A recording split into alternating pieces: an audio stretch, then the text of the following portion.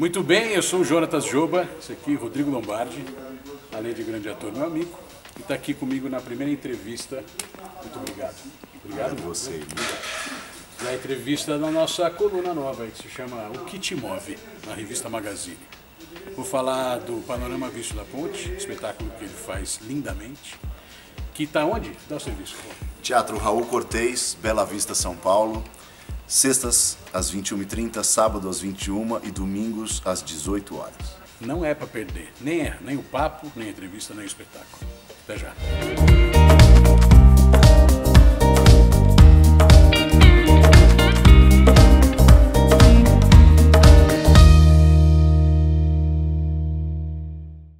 O que me interessa aqui de você, Rô, é o que te moveu para fazer esse espetáculo. O que você trouxe da tua vida para cá e o que você leva todo dia da tua vida daqui? Eu vinha de uma série de novelas, séries, enfim, televisão, e sempre que dá uma brecha eu procuro alguma coisa. Mas nunca tenho em mente nada assim. A última peça que eu fiz foi Urinal. Sim. Que eu substituí o stand-in. Né? Que o Daniel fazia a peça, se machucou. O Zé Henrique de Paula, que era o diretor, entrou no lugar dele e me ligou e falou: pô, você já viu 15 vezes a peça. Que tal? E eu preciso sair. Tá afim? Eu falei: eu acabo aqui no dia 20. Quando você pode começar a ensaiar? Eu falo: dia 20, porque eu acabo dia 20 de manhã. Aí ele falou: então vai embora, dia 21 a gente começa. E comecei a fiz Urinal. Aí voltei, comecei a fazer novela, série, novela. Quando estava acabando a Força do Querer, foi minha última novela, eu recebi, e já sabendo que ia acabar a novela, eu tinha uma temporada de Carcereiros para fazer, e ainda tava, aí eu comecei a procurar um texto. Quando eu comecei a procurar um texto, Carlinhos Mamberti me ligou e falou: preciso falar com você. Eu falei: velho, eu estou em final de novela, não tenho tempo de me encontrar e estou procurando um texto. Não precisa dessa parte. Eu falei: qual texto você tem? Ele falou assim: não quero te falar. Jura? É surpresa e é segredo assim, de Estado. Eu falei: ai meu Deus. Aí eu falei: ó, eu tô quase fechando um texto. Aí ele me mandou a foto do livro, Um Panorama Visto da Ponte. Que legal. Aí eu falei: cara, eu não acredito. Porque eu tinha conhecido o texto há uns 3 anos. E já tinha ficado louco. Sim. E aí me caiu na mão, eu falei: meu Deus do céu. Ele falou assim: você foi a primeira pessoa que eu pensei. E o meu pai vai querer fazer. Eu falei assim: ai meu Deus, então, ó, tá, aceitei. Não tenho, já aceitei por telefone. Eu falei: velho, não tenho o que conversar. Não tenho que falar, tá, aí, vamos só decidir junto o restante. Tá, é sim e a gente vê a data. E ele falou: com certeza. E aí começamos, cara. E aí começamos, tínhamos eu e o Mamberti. E a gente falou: vamos chamar quem pra dirigir. Eu tinha acabado de trabalhar com o Zé Henrique de Paula, tinha visto as coisas que ele tinha feito, acho ele pelo menos o que eu tinha visto, eu falei: cara, que estudo bacana, que senso estético bonito, né, que é tudo laqueado, é tudo bem cuidado, é tudo... Chamamos o Zé, e quando a gente chamou o Zé, e aí a gente foi jantar, e ele falou: top, geral. Mas o que esse texto tem que te... Primeiro tem o autor. Assim, por telefone? Primeiro tem o autor. Tá. E Arthur Miller ele tá no panteão de Shakespeare, dos melhores, dos maiores, né? Um cara que de uma maneira tão inteligente conseguiu pegar no berço do teatro, ou seja, na tragédia grega. E estudou a tragédia grega e falou assim: como é que eles montaram isso aqui? Qual é o esquema, qual é o esqueleto da tragédia grega? Ele estudou isso. Ele falou assim: agora eu vou botar uma história moderna aqui. Tá. E pá! Fez o Panorama Visto da Ponte. E aí a gente entrou num estudo do Panorama. No estudo das obras do Arthur Miller. no estudo da história de Arthur Miller. E toda a história do Arthur Miller está em todas as peças dele. Sim. Todos os questionamentos dele frente ao sonho americano, frente a todas as oscilações políticas americanas, tudo está inserido, junto com a vida pessoal dele, dentro de todas as peças dele. Então, aí começamos a fazer leitura para achar elenco. Sim. Foram 8 meses de leitura, que a gente, vamos experimentar aqui. Quando a gente fechou o elenco, aí foi um pega pra capar, porque aí falou assim, agora a gente começou de verdade. Sim, sim. E agora a corrida é contra o tempo, porque tem data de estreia então, se a gente já tem o elenco. Ok. E aí começamos a ensaiar, mas o texto é de uma carpintaria tamanha, que é... Eu tenho uma coisa que eu carrego comigo desde sempre, porque eu fui aluno do Grupo Tapa, eu sou cria do Grupo Tapa, eu nasci ali. E o Eduardo Tolentino de Araújo me falou o seguinte: o ator brasileiro, ele é um vencedor, porque ele pega texto ruim e tenta transformar em coisa boa. Mas muitos dos atores brasileiros não sabem que quando um texto é bom, o ator precisa ser melhor ainda para não estragar. Porque aí ele fica querendo botar coisa, Isso. Velho, o autor, o cara pensou. Ele já fez isso pra você. Esse não precisa. E não fazer pro ator brasileiro é uma coisa... Nossa, a gente fica assim. Pois é. O musical sofre muito disso. Exatamente. E aí, quando o Zé falou assim, eu não quero nada em cena. Eu quero só a palavra. Aí eu falei, no primeiro momento, lindo, Isso. bacana, legal, vanguarda, vamos lá, só a palavra. E aí começamos a ensaiar e pra montar a cena, velho. E pra montar, e pra falar assim, não tem... Aí eu chego na mesa, não tem mesa, Aí eu pego a cadeira, não tem cadeira. Aí eu tô com o copo na mão, não tem copo. Eu falo, ai! Jesus amado, a gente começou a entrar em desespero, porque não tem o que fazer. A gente acha que não tem. E é o melhor do processo. Quando você tem um buraco ao seu redor, que você está caindo. Sabe quando você sonha que você está caindo? Sim. Nos ensaios a gente estava sempre caindo. Eu fazia aquela cara, né, de ator-produtor. De, não, vamos lá. E a gente dava qualquer intervalo, eu ia pro banheiro, me olhava no espelho e fazia... Vou chorar um pouquinho e já volto. Meu Deus do céu. Você tá na produção também, Rô? Tô. Tá. Tô. Legal. E aí voltar. Sim. Vamos lá, vamos ensaiar, vamos aqui. E a Inês Aranha, que é a diretora de movimento nossa, veio com uma técnica super nova dela, que eu falei, nossa, que técnica bacana, vamos começar fazendo. Nossa, que legal, mas como é que foi? Mas vai ser assim? Vai ser assim? Vai pro final? Não, o final não vai ser assim. Comecei a entrar em outro desespero. Ela falou, não vai ser assim, isso é só um caminho, calma, confia em mim, não. E aí, quando a coisa foi tomando forma, confiamos, não tinha outro jeito. Não, e é pleno isso. Eu, na minha história, eu aprendi uma coisa. Quando você não acredita numa coisa, ou quando você não confia no diretor, numa proposta, execute aquela proposta. Porque talvez você esteja errado. Ou até mesmo para mostrar para outra pessoa que não é bom. Faça o melhor. Então a gente foi e aquilo foi nutrindo a gente. A gente foi completando o copo que estava vazio. E aquilo foi dando em outras coisas, a gente chegou em camadas e quando a gente viu, olhou para trás e falou, cara, a gente já tem uma história aqui. Sim. E a gente começou a levantar. E desse jeitinho que estava lá no começo. E lá numa sala de ensaio, fita crepe, marcando tudo, ele falou, aí chegamos no cenário, assim, que ele mostrou na foto, o que era o cenário, a gente uau, e montamos. Faltando 2 semanas, a gente veio pro teatro. Estava desse jeito, já faltando 2 semanas. Sim. Era diferente da sala de ensaio. Velho, a gente não lembrava um A do texto quando a gente pisou no palco. Sensacional. Porque não tinha mais memória física daquele espaço sim, lá de vai trás. tudo embora, E aí vai tudo embora, e aí você começa a esquecer porque você ficou desesperado que você esqueceu. E aí falou, meu Deus, mas tá chegando a hora. E todo mundo. Aí o Zé chegou com aquela calma e falou assim, calma, vamos de cena em cena. Isso.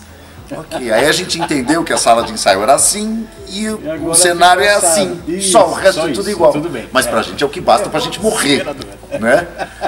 E aí a gente Agora começou... que não tem uma parede. Exatamente. E a gente começou, vamos, se apropriar aqui. Faltavam algumas coisas que iam depender exatamente do cenário pra gente. E aí tem aquela troca maravilhosa do elenco entre si. Que a gente vai se papapá e o Sérgio Manberti. E aí? O Sérgio Manberti. As pessoas falam que parece um garoto. Né? Tem 80 anos, Pois mas é. parece um garoto.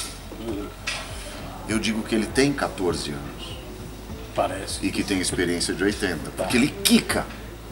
Ele ensaia aqui, ele quer mais. E não, Sérgio, aqui não é bom pra você. Não, eu vou, eu sento, eu levanto, eu faço e aconteço. E ele faz. Ele faz exercício físico com a gente, aquecimento. Aí chega umas coisas que a gente fala, Melhor não. esse aqui deixa é só pelvis, não precisa. Pelvis não precisa. É como fazer a mebinha no teatro, você não precisa mais. A gente ainda precisa. E aí vamos se estabelecendo essas trocas e a sorte que a gente tem que o teatro aqui, o Raul Cortez, ele foi muito generoso com a gente. Primeiro porque a gente teve um problema sério lá no início, porque a série Carcereiros inverteu a ordem, porque eu ia fazer a peça e depois a série, aí eu fui obrigado a fazer a série e depois a peça e ficou um buraco de programação. Chegou, conversei a situação, expus, houve uma mudança, assim, assado. Ele falou assim, te ligo amanhã. Ai, meu Deus. Depois ele me ligou e falou assim, você não vai me dar um cano. Eu falei, não? Ele falou assim, então já tenho coisa pra pôr, vem, vamos. Ah, que maravilha. E aí fez vuf. E aí a gente entrou com 3 semanas, com duas semanas de antecedência da estreia, a gente entrou no palco. Isso não acontece. Jamais. Isso não tem. A gente, até meia hora antes, a gente ensaia a última cena. Sim. E a gente pôde... Estreia a final da luz. Exatamente. E estreia a final do errado. Sim. E a gente pôde engrossar o caldo aqui. Então a gente estreou, a gente trazia umas pessoas deixava a porta aberta, quem quisesse entrar, entrava. Eu vim numa Você dessas. veio no ensaio. Eu vim no ensaio. Exatamente. Pouca gente aqui, 30, 40 pessoas. E Vim no ensaio, 2 dias depois vim na estreia. na estreia e depois, passado bastante tempo, você voltou semana retrasada. E E o que é sensacional também ver isso. não é? É muito louco ver vocês onde vocês estão hoje. Eu não sei dizer onde a gente está, mas o que eu sei dizer é que esse é um tipo de espetáculo que ele precisa muito da plateia. Sim, sim. É a plateia que dita qual é a velocidade do espetáculo. Tem espetáculo que a gente faz aqui, que o produtor fala assim, teve 10 minutos a menos. 10 minutos a menos é muito tempo no teatro. É um longa-metragem, 10 minutos a menos. Não é? Você tem um tic-tac, você tem um metrônomo, você sabe as perguntas e respostas, mas a plateia, Aqui a plateia comanda. ela que comanda.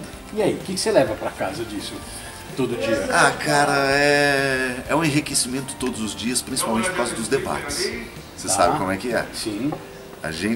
Eu tive essa ideia depois que eu vi o Fagundes fazer e trouxe pra cá, porque eu achei muito enriquecedor. Você viu ele fazer agora? Eu vi ele Baixa, fazer nas 3 últimas peças que eu vi dele. Eu vi agora no Baixa Vermelho, Terapia, Tribos. eu assisti Tribos e eu assisti o monólogo Restos. Ah, Restos, ok. E eu achava incrível. Porque é uma troca. Porque ali sentou na mesa do bar. Sim. E eu falei com o artista. Sim. E eu me senti presenteado pelo Fagundes. Então eu falei aqui, botei na mesa e falei assim, eu quero fazer os debates. O Você elenco vai falou assim, não, ninguém vai ficar, porque ator é assim. A gente fala assim, não, ninguém gosta, a gente não. A gente não gosta. A gente não gosta do debate. Mas, a gente não gosta de ficar no debate.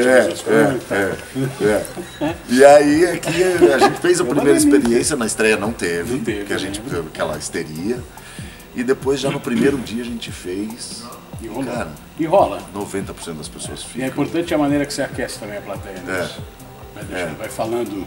Tem que dar uma introduçãozinha de falar. Ao mesmo tempo, azar deles, porque eles pedem metade das perguntas que poderiam fazer. Exatamente. Mas, exatamente. Já que vocês ficaram quietos, mas agora é que tem falar. dias que eles estão mais quietos, tem dias que as perguntas não são mais monossilábicas. E tem dia que o clima esquenta aqui, irmão. Sim. Que a gente tem que jogar um balde de água fria assim, senão os ânimos. E essas coisas se mobilizam muito, né? Muito. Esse assunto. Muito. E a gente, você perguntou o que você leva para casa disso. É essa sensação que fica. Porque a gente vai reverberando isso. Isso fica na gente, assim. Eu falo assim, esse debate não é para vocês. Esse debate é pra gente. Porque a gente quer saber o que vocês sentiram. Até mesmo pra gente poder melhorar pra amanhã.